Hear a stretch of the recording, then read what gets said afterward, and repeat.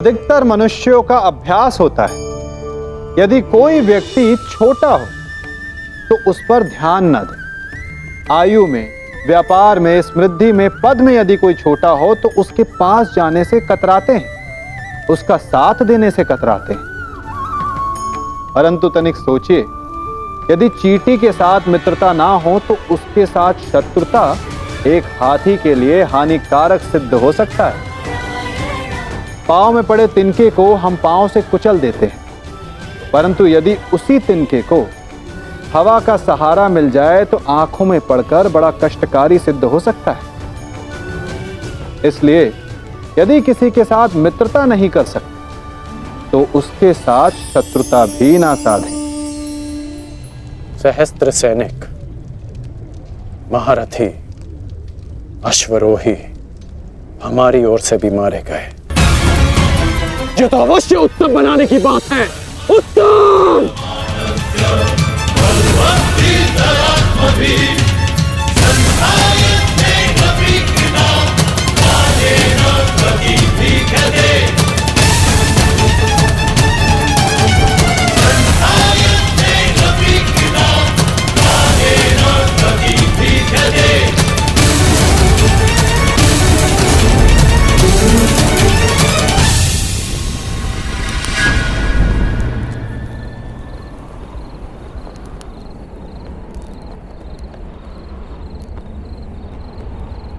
क्या ये युद्ध समाप्त हो गया है? मैंने पूछा, क्या ये युद्ध समाप्त हो गया है? उत्तर दीजिए।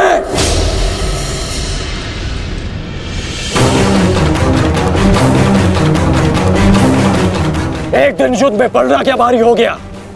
आप सबको लगा कि आप लोग युद्ध जीत गए।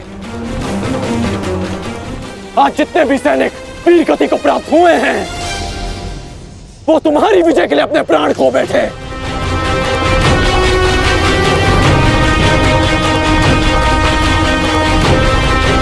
आप लोगों ने कभी सोचा है कि इस युद्ध में कितने जीवन दांव पर लगे हैं?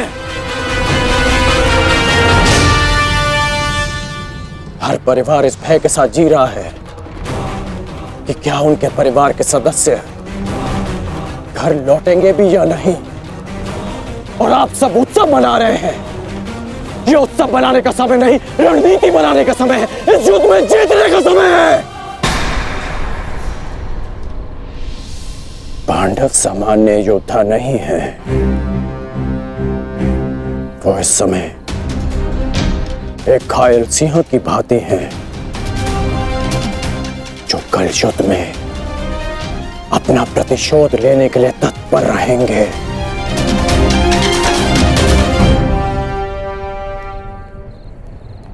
तो इसी क्षण इस उत्सव को बंद कीजिए।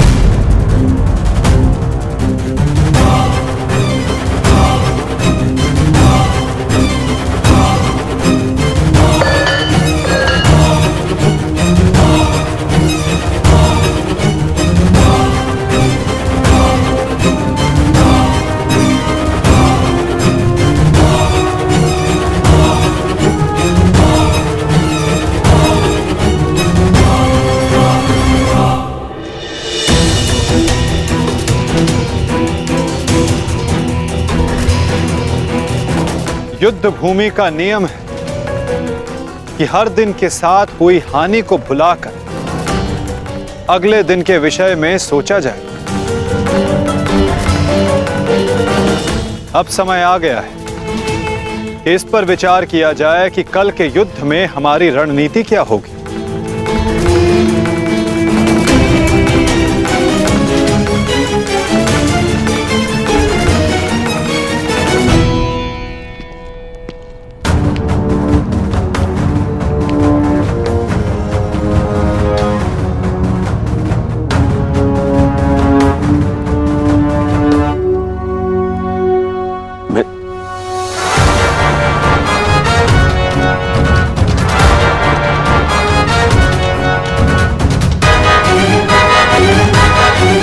परंतु कल के लिए हमारी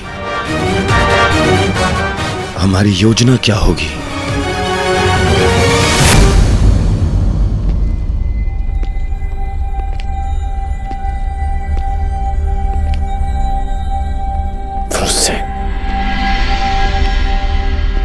यहाँ क्या कर रहे हो? यहाँ कल की रणनीति बन रही है पिताश्री, तो इस सभा में मेरा उपस्थित होना अनिवार्य है ना। तुम युद्ध में भाग नहीं लोगे, मैं तुम्हें अनुमति नहीं दे रहा। जाओ जाकर विश्राम करो। मैं जानता हूं मुझे विश्राम की आवश्यकता है, परंतु मैं नहीं चाहता कि कल कोई वीर पांडव ये कहे कि अंगराज का पुत्र एक तीर का घाव तक ना सह सके। मुझ पर विश्वास कीजिए पिताश्री, मैं कल भी युद्ध में अपना पूरा योगदान दूंगा, परंतु मुझे जाने से मत रोकिए। मैं आपका पुत्र हूं, मैं वचन देकर आया हूं कि मैं आपकी कमी की अनुभूति किसी को अनुभव नहीं होने दूंगा। मैं इसीलिए मेरा कल युद्ध में उपस्थित होना अनिवार्य है पिताश्री। मुझे मेरा वचन पूर्ण करने दीजिए।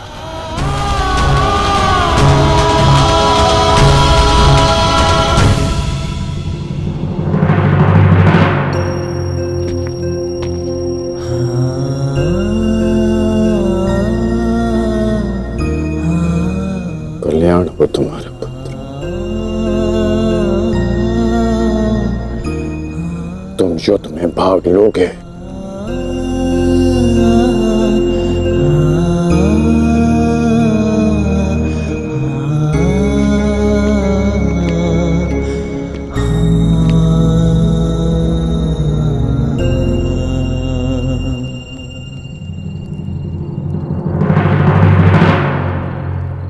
शत्रु सेना को हानि पहुंचाने के साथ साथ आपको अपनी सेना को सुरक्षित रखना भी महत्वपूर्ण है।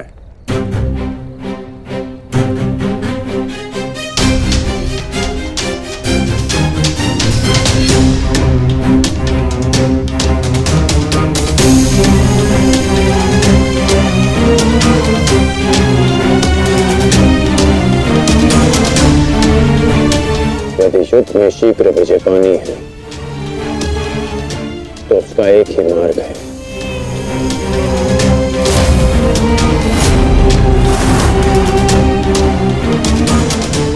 उसे बंदी बनाओ। जिसे बंदी बनाने से ये युद्ध समाप्त हो जाए। युधिष्ठिर! कल युद्ध में कौरव तुम्हें बंदी बनाने का प्रयत्न अवश्य करेंगे युधिष्ठिर। यदि हमने युधिष्ठिर को बंदी बना लिया तो बाकी के सारे पांडव हमारे सामने हाथ जोड़े खड़े रहेंगे।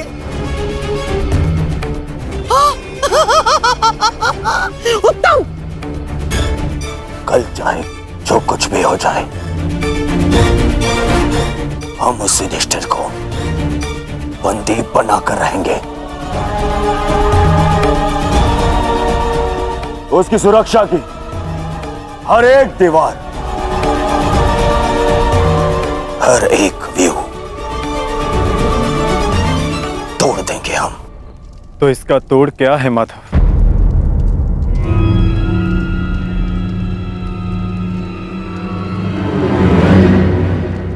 इसका एक ही तोड़ है पार्थ। कल युद्ध में धर्मराज युधिष्ठिर व्यू में सबसे आगे रहेंगे।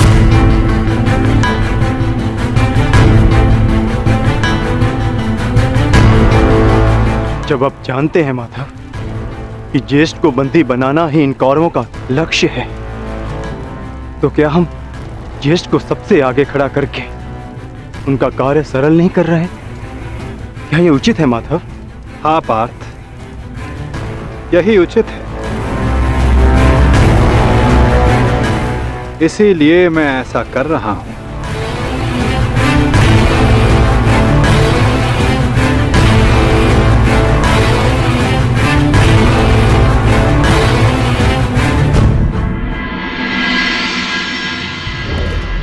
युद्ध का दूसरा दिन।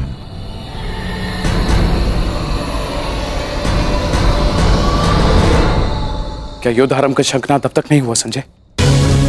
किसी भी क्षण युद्ध का शंखनाद हो जाएगा महाराज। दोनों सेनाएं सज्ज हैं। पांडवों की सेना ने आज कौंच व्यूह का निर्माण किया है। और महामहिम भीष्म ने महाव्यूह का उचित निर्णय लिया है ताचरी ने। अब पांडव युधिष्ठिर की रक्षा के लिए उसे क्रौंच व्यू की अंतिम रेखा में रखेंगे।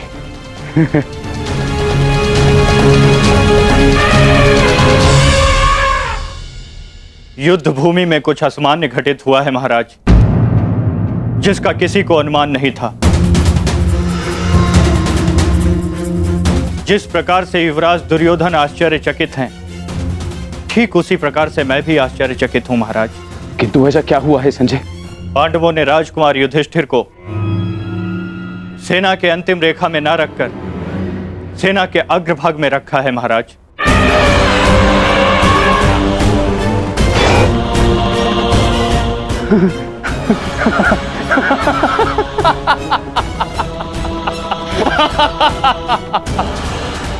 लगता है दूसरे ही दिन युद्ध हार जाना चाहते हैं पांडव, तभी तो ऐसी मूर्खता कर रहे हैं। अब मेरे पुत्र दुर्योधन के पंजों से युधिष्ठिर को कोई भी नहीं बचा सकता, कोई भी नहीं। मरेंगे मरेंगे ये सब।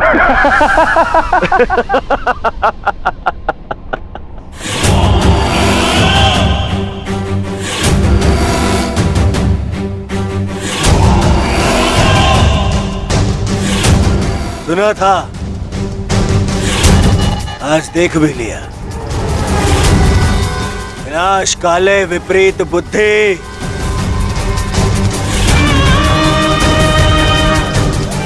युधिष्ठिर को सबसे आगे खड़ा करके आश्चर्यचकित कर दिया इन पांडवों ने।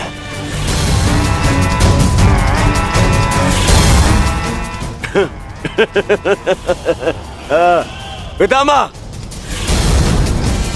देख रहे हैं, इन पांडवों ने स्वयं ही हमारा कार्य सरल कर दिया।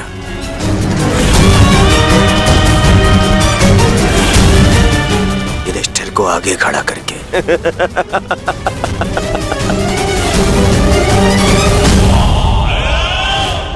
अब आज ही इस युधिष्ठिर को बंदी बनाकर इस युद्ध का अंत कर दूंगा मैं, आज ही। आजा आजा।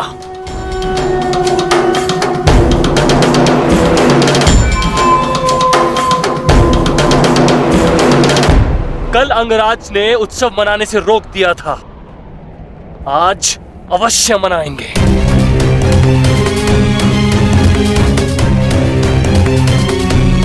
एक हाथ दुशासन, हमारी जीत का उत्सव। मत भूलिए पिताश्री ने क्या कहा था। अभी से उत्सव मनाने के विषय में सोचना भी मूर्खता है। युद्ध अभी शेष है।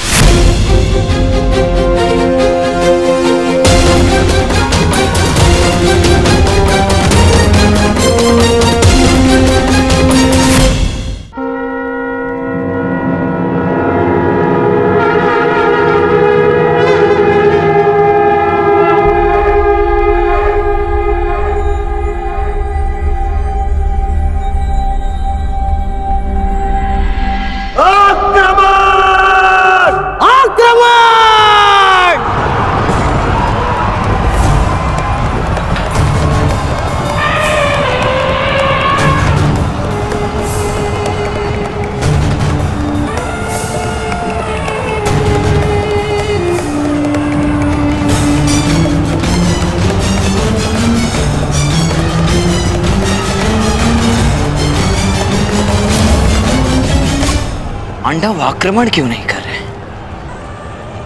योजना क्या है इनकी?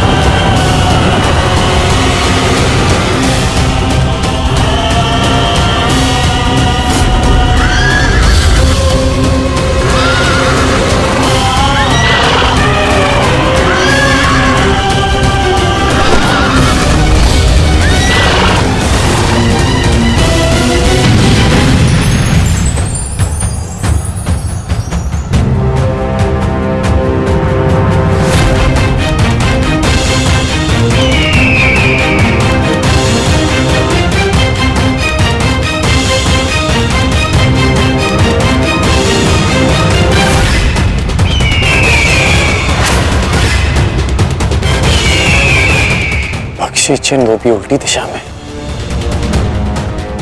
ये पांडव पीछे क्यों हट रहे हैं?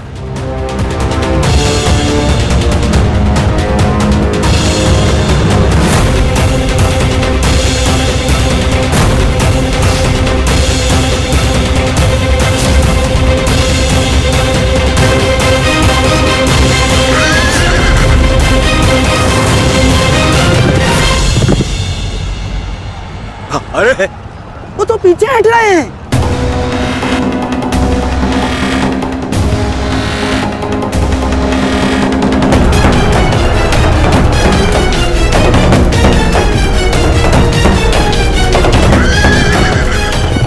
पीछा करो इनका, समाप्त कर दो सबको।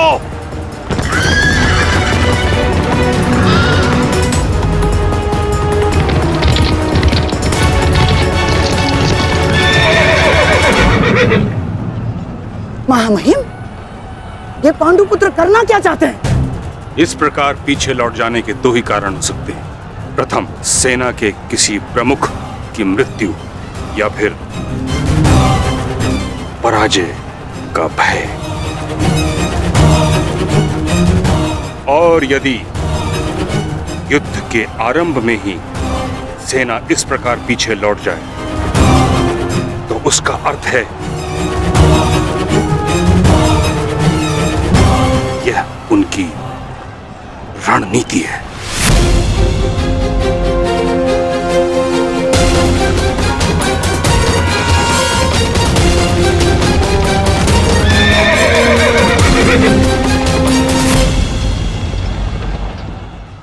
यह उनकी रणनीति है।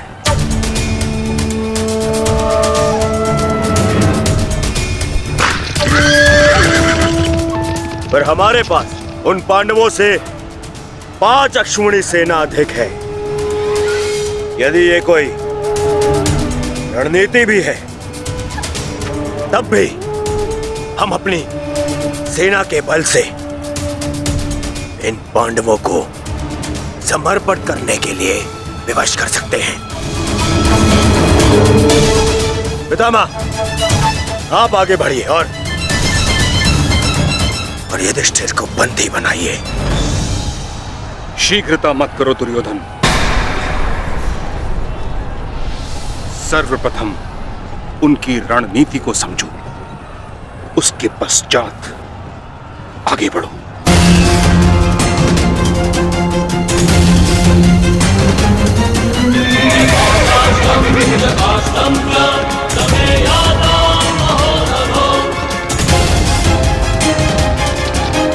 जितना सरल ये दिख रहा है, ये उतना सरल होना नहीं चाहिए।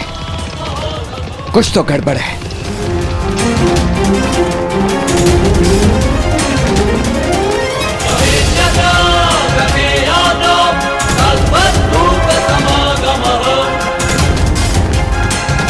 रुक जाओ, ये एक छल है, हमें फंसाने की चाल है ये।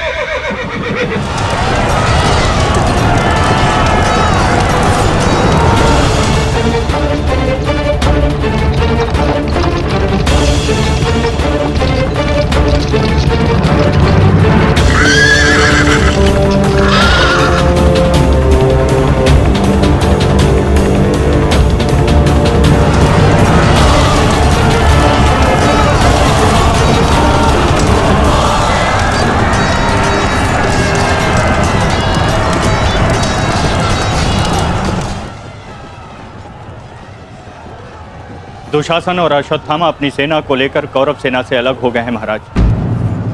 यह अवश्य ही पांडव सेना की कोई सोची समझी रणनीति है।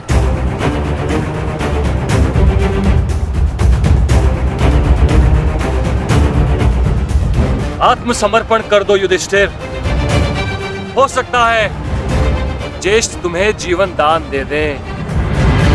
तुम केवल दास बनने के योग्य और सदैव दास बनकर रहोगे, और पांचाली सदैव हमारी दासी बनकर रहेगी।